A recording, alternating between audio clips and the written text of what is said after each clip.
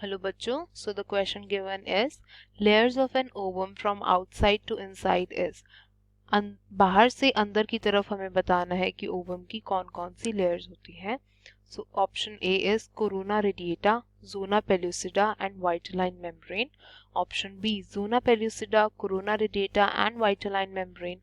Option C vitelline membrane, zona pellucida and corona radiata. और option D zona pellucida, vitelline membrane and corona radiata.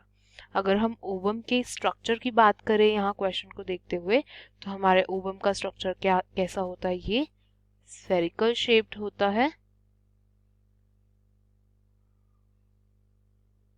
ये क्या होता है? हमारा स्फेरिकल शेप्ड सेल है. स्फेरिकल शेप्ड और हेप्लॉइड सेल होता है. अब हम इसकी अंदर प्रेजेंट चीज़ों के बारे में देखते हैं और लेयर के बारे में देखते हैं. जो ओवम का साइटोप्लाज्म है वो बहुत डेंस होता है, उसे हम क्या कहते हैं? ओप्लाज्म. जो इसके अंदर जो न्यूक्लियस है, जिसके अंदर इसका जेनेटिक मटेरियल होता है, उसे हम क्या कहते हैं? Germinal vesicle. न्यूक्लियस के अंदर के डेंस रीजन को हम कहते हैं जर्मिनल स्पॉट. अगर हम लेयर्स की बात करें तो ओप्लाज्म के बाहर जो हमारी प्राइमरी एग मेम्ब्रेन है, जो हमारी प्राइमरी एग मेम्ब्रेन है, ठीक है, उसे हम क्या कहेंगे? वो हो जाएगी हमारी वाइटलाइन membrane.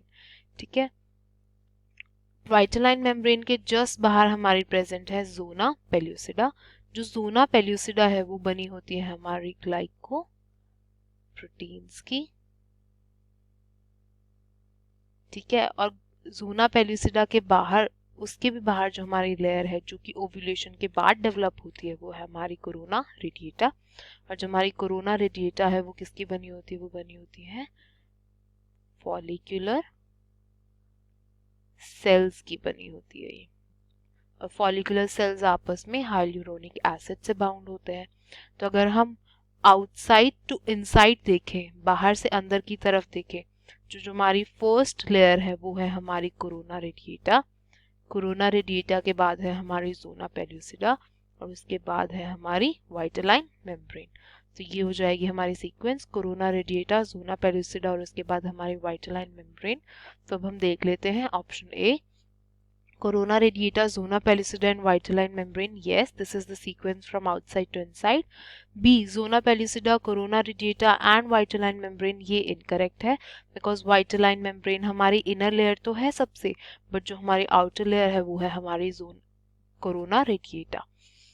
Option C, vitelline membrane, zona pellucida and corona radiata. No, this is the sequence from inside to outside. ये ओवम के अंदर से बाहर की तरफ अगर हम जाएं तो लेयर्स की सीक्वेंस है.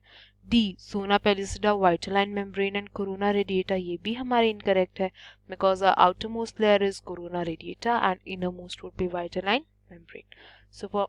So for the given question, the correct option would be option A, corona radiata, zona pellucida and vitelline membrane. Thank you.